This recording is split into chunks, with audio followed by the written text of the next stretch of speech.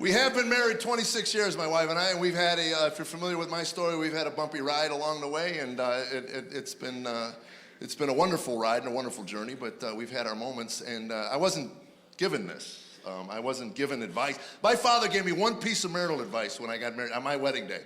My father walked into the church and said, I have one piece of marital advice for you. Before you argue with your new wife, and believe me, you're going to argue with her. Before you do, I want you to stop and ask yourself two questions. Do you want to be right, or do you want to be happy? And then he broke down and sobbed right in front of me. It's pathetic. I had no idea what that man was talking about. 26 years later, I can tell you, I'm a happy, happy, happy man. I ain't been right in 12 years. Times I have to ask my wife, am I happy? Oh, you better believe you're happy. Okay. I was just checking with you, Buttercup. Call my buddies up. I can't go golfing, but I'm a happy, happy, happy man. And don't get me wrong, we argue. You've got to argue in your marriage. You don't argue in your marriage, it'll build up in your brain, and over time, it'll make you goofy. Then you wind up like those babbling, mumbling couples you see in Florida that scare you. You've seen them.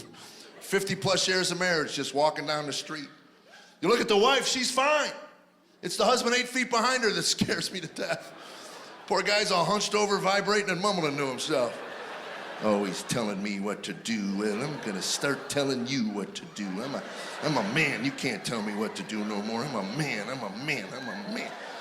Poor guy's trying to win back all the arguments he's been throwing away for 50 years. Guy was 6'3" when he got married. Now he's 4'1". Look at the poor guy. Weighed down by a half a century of apathy. Leave a toilet seat up if I want to leave a toilet seat up. Tell me what to do. Hope you sit in the water every night. I don't care anymore. So when she turns around, what'd you just say? I didn't say nothing to you.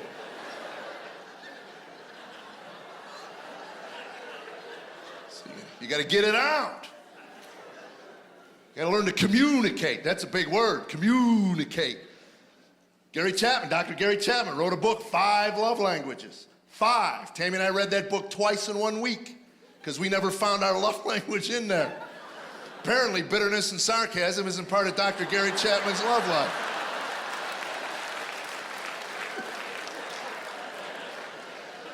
You have to learn how your spouse communicates. My wife could say more with an eye roll and a sigh. Tammy can sigh. She could bend a palm tree. We were at a costume party. This is about 5, 6 years ago. At a costume party, I hear her sigh. I look up, she's doing this. And she's that subtle, trust me. So my friend tells me, I think Tammy's having a stroke. No, she wants to talk to me outside. She doesn't want you guys to hear this. We go outside. We're not outside 10 seconds. She looks at me and says, you're acting like a fool. I said, I'm dressed as a green bean. What's proper public etiquette for a legume? She said, shut up, you know exactly what I'm talking about. These are my friends, these are not your comedy friends. These people actually have self-respect and dignity. I'm gonna stand there and take abuse from a cucumber? I don't think so. I say, chill, Dill. See? Some of you thought it was witty too. I was walking home that night, 5 miles in my green bean feet. Tried to hitchhike, but take my word for it. Nobody in America is picking up a 6'3" green bean anymore. They pull over, they wait till you get close, go, what's it like in the valley? Ho, ho, ho, and then take off.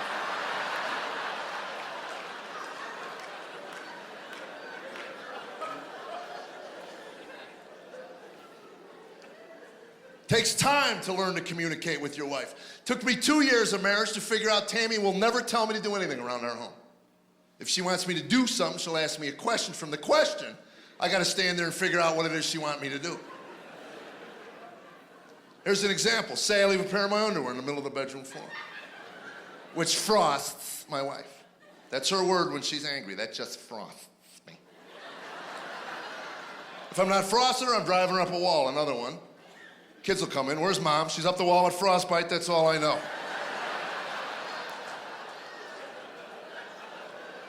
And you won't believe what put her there. Boy, it was that pair of underwear in the middle of the bedroom floor. I think you're looking at the most powerful piece of cotton on the planet.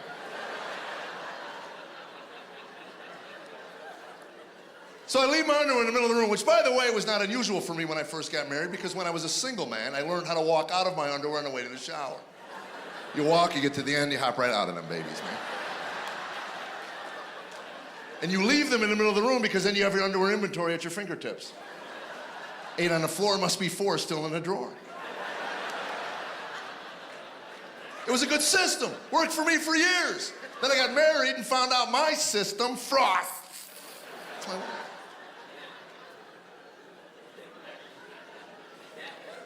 And ladies, when you're raising a boy, understand this. How you raise him, it just gives more work for the wife to undo. My mother, bless her heart, for 18 years said the same thing to me for 18 years. She'd walk in my room on a Saturday morning, look around and go, what a pigsty. I am not your maid, young man. And if you think I'm gonna pick your stuff up the rest of your life, you have another thing. It went on for 18 years. At what point do you go, oh, I'll see you next Saturday, Ma? Then I got married and left my underwear in the middle of the room, and Tammy goes, I am not your maid. And I'm thinking, I've heard that before. Turns out, she's not. One day she kicked him at me, hit me in the face. If you haven't shaved, it's like Velcro. Go! Get him off me. I'm not touching my own underwear.